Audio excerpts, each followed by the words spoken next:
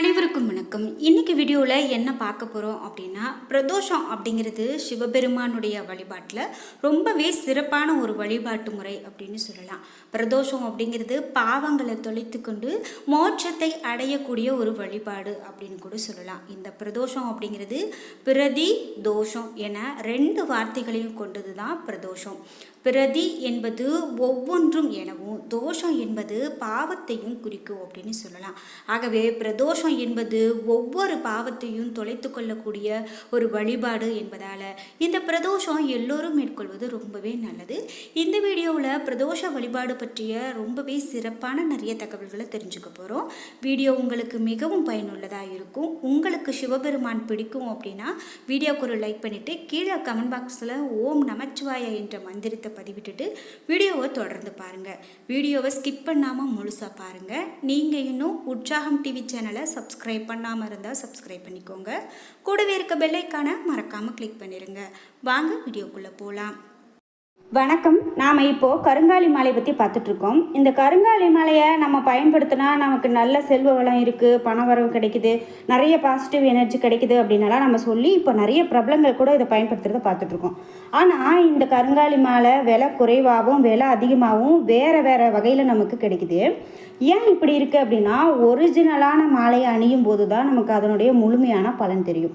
சரி, இது ஒரிஜினலான மாலையா அப்படிங்கிறது நம்ம எப்படி தெரிஞ்சுக்கலாம் அப்படின்னு பார்க்கும்போது இதுக்கு நிறைய டெஸ்ட் இருக்குது. அதாவது நாமளே கூட இந்த மணியை உடைத்து பார்த்துருக்குறோம். அதோ இந்த மணியை இப்படி உடைத்தோம் அப்படின்னா நடுவுலையும் வெளியில் எப்படி ஒரு கருமை நிற தோற்றத்தில் இருக்குதோ அதே போல் இந்த மணியினுடைய நடுவுலையும் கருமையாக இருக்கணும். இதுதான் ஒரிஜினல் மாலை.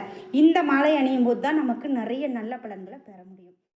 ஒவ்வொரு மாதமும் சுக்ல மற்றும் கிருஷ்ண பட்சத்தில் வரக்கூடிய திரியோதசி அன்னைக்கு சாயங்காலத்தில் சிவபெருமான் ஆனந்த நடனம் ஆடக்கூடிய நேரத்தில் அவரை நாம் வணங்கினோம் அப்படின்னா நம்மளுடைய வேண்டுதலுக்கு பலன் கிடைக்கும் அப்படிங்கிறது நம்பிக்கை. அந்த நேரத்தில் தான் நந்தி தேவருடைய 2 கொம்புகளுக்கு இடையில் இருக்கக்கூடிய பகுதியில் சிவபெருமான் நடனம் ஆடுவதா ஐதீகங்கள் சொல்லப்படுது.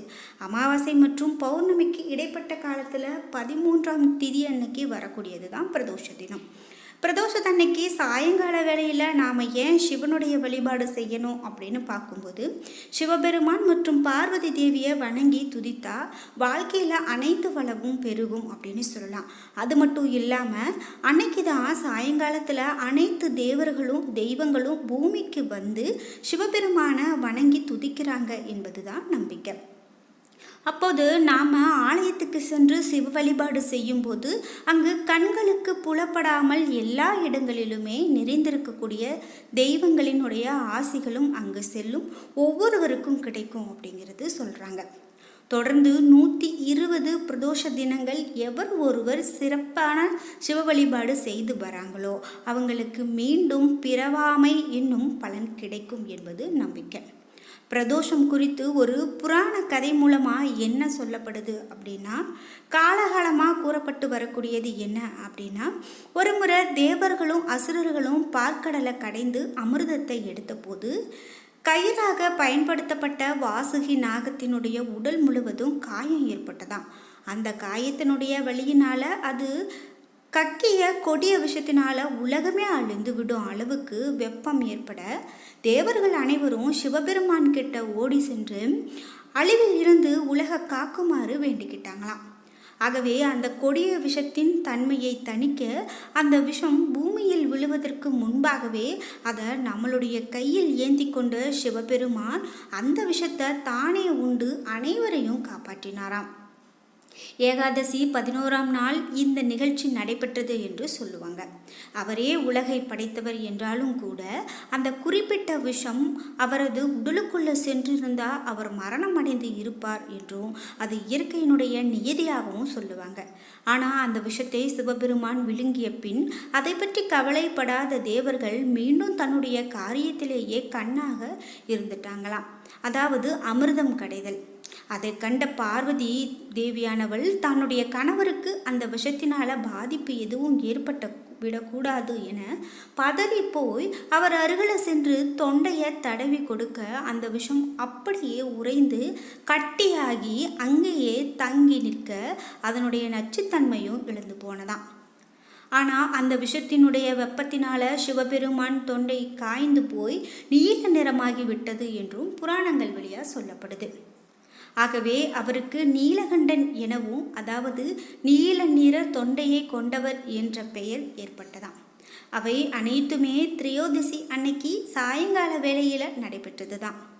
சற்றே நேரத்தில் தம்முடைய சுயநிலைவுக்கு வந்த தேவர்களும் அசுரர்களும் நடந்தவற்றை கேள்விப்பட்டு பதறிப்போய் தமக்கான விஷத்தை உண்ட சிவபெருமானின் நிலை என்ன ஆயிற்று என்பதை கவனிக்காம இருந்துவிட்டோமே என வருந்தி அவர்கிட்ட ஓடி சென்று தாம் அறியாமல் அவருக்கு நன்றி கூறாமல் இருந்து விட்டதற்கு வருந்தி மன்னிப்பு கேட்க சிவபெருமான் அவர்களை மன்னித்தார் என்பதுதான் புராணங்கள் வழியாக சொல்லக்கூடிய தகவல்கள்.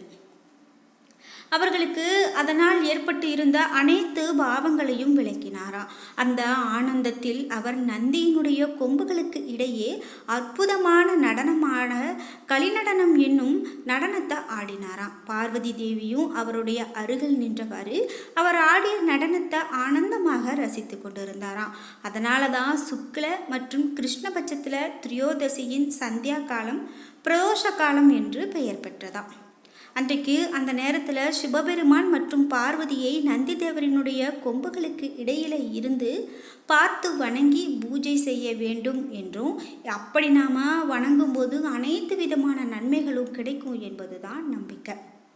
பிரதோஷம் அப்படிங்கிறது ஒவ்வொரு மாதத்திலும் வரக்கூடிய வளர்பிறை மற்றும் தேய்பிறையில் வரும் திரையோதசி திதி தினத்தில் வரக்கூடியது. 4:30 மணி முதல் 6 மணி வரையும் இந்த பிரதோஷ காலம் கடைபிடிக்கப்படுகிறது என்று சொல்லலாம். பிரதோஷ தினத்தில்தான் ஈசன் ஆழகால விஷத்தை உண்டு இந்த அகிலத்தை காத்ததாகவும் புராணங்கள் வழியாக சொல்லப்படுது. இதுவே திரையோதசி திதி சனிக்கிழமைகளில் வந்தது அப்படின்னு சொன்னால் அது சனி மகா பிரதோஷம் என்று நாம் சொல்கிறோம். பிரதோஷ காலமான மாலை 4:30 முதல் 6 மணி வரையிலும் சிவனுடைய ஆலயத்தில் வலம் வந்து தரிசித்தோம் அப்படின்னா பல்வேறு புண்ணியங்களை பெற முடியும் அப்படின்னு சொல்லுவாங்க. பல்வேறு புண்ணியங்களை செய்த பலனை அதில் ஒன்றிலேயே நம்மளால் பெற முடியும். வசதி படைத்தவங்க நந்தி பகவானுக்கு அபிஷேக ஆராதனைகள் செய்வாங்க. இதையும் நம்ம பார்த்துருக்கோம். அப்படிப்பட்ட இந்த சனி பிரதோஷம் அப்படிங்கிறது மாதம் 2 முறையும் சனிக்கிழமை வரக்கூடிய நாட்களில் சில நாட்களில் அது மாதிரி வர்றது வழக்கம். பிரதோஷ நேரத்தில் நந்தி பகவானுக்கு அருகம்புல் அல்லது வில்வ இலை மாலை சாற்றி நெய் விளக்கு ஏற்றி பச்சரிசி வெல்லம் வைத்து பூஜை செய்வது வழக்கம். சாதாரண நாளில் சிவன் கோவில்களில் வலம் வருவதை போல இல்லாமல் பிரதோஷ நேரத்தில் சற்று வேறு விதமாக வலம் வருதல் வேண்டும். அதற்கு சோம சூக்த பிரதட்சணம் அப்படின்னு சொல்லுவாங்க. அதாவது நந்தியை வணங்கி சிவனுக்கு அபிஷேகம் செய்யக்கூடிய நீர் வரக்கூடிய கோமுகி வரை சென்று அங்கு நின்று வணங்கி பிறகு அதே வழியாக வலம் வந்து சண்டிகேஸ்வரர் வரை வந்து அவரை வணங்கி மீண்டும் கோமுகிக்கு செல்ல வேண்டும். இப்படி 3 முறை வணங்க வேண்டும். இந்த பிரதட்சணமும் முறைக்கு பிரதட்சணம், அதாவது பிரதோஷ பிரதட்சணம் அப்படின்னு சொல்லுவாங்க. பிரதோஷம் அப்படின்னு பார்க்கும்போது நித்திய பிரதோஷம், பிரளய பிரதோஷம், பட்ச பிரதோஷம் அப்படின்னு மொத்தமாக 20 வகையான பிரதோஷங்கள் உதாரணமாக சொல்கிறாங்க. சனி பிரதோஷ காலத்தில் சிவனை தரிசித்தா சகல பாவங்களும் நீங்கி புண்ணியங்கள் சேரும். இந்திரனுக்கு நிகரான செல்வாக்கும் புகழும் கிடைக்குமா. அன்றைய தினம் செய்யப்படக்கூடிய தான தர்மங்கள் அளவற்ற பலன்களை பெற்றுக் கொடுக்கும். எல்லாவற்றுக்கும் மேலாக பிறப்பே இல்லாத முக்தியை கொடுக்கும் வல்லமை வாய்ந்ததா புராணங்கள் சொல்லப்படுது. சனி பிரதோஷ நேரத்தில் நாம் எல்லா தேவர்களுக்கு உரிய சிவபெருமானின் நடனத்தையும் எல்லா தேவர்களும் காண வருவாங்களாம். இதனால தான் ஆலயத்தின் மற்ற சன்னதிகளில் அந்த நேரத்தில் திரையிடப்பட்டிருக்கும். அதே பிரதோஷ நேரத்தில் மற்ற ஆலயங்களுக்கு செல்லக்கூடாது என்பது ஒரு ஐதீகமாகவும் சொல்கிறாங்க. பிரதோஷ காலத்தில் நாம் சிவபெருமானுக்கு அபிஷேகத்திற்காக பொருட்களை வாங்கி கொடுக்கலாம். சிவபெருமான் அபிஷேக பிரியர் அப்படிங்கிறது நம்ம எல்லோருக்குமே தெரியும். அப்படி சிவபெருமானுக்கு அபிஷேகத்திற்காக பால், தேன், இளநீர், தயிர் இது போன்று அபிஷேக பொருட்களை வாங்கி கொடுத்தோம் அப்படின்னா நிச்சயமாக அது நமக்கு மிக பெரும் பலனை பெற்றுக் கொடுக்கும் அப்படிங்கிறது தான் நம்பிக்கை.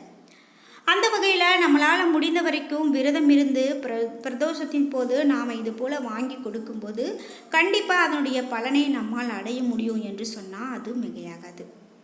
இப்படி நீங்களும் பிரதோஷ வேளையில் விரதம் இருக்கிறீங்க அப்படின்னா அந்த நாள் அன்னைக்கு சிவபெருமானுக்காக நாமே பூக்களை கட்டி அதை கொண்டு போய் கோவிலில் கொடுக்கலாம், அல்லது அபிஷேகத்திற்கு பொருட்களை வாங்கி கொடுக்கலாம். அப்படி கொடுக்கறது மட்டும் இல்லாமல் நாமும் அங்கிருந்து அந்த வழிபாடுகளை நின்று தரிசித்து வந்தோம் அப்படின்னா அது மிக பெரும் சிறப்பாக அமைகிறது.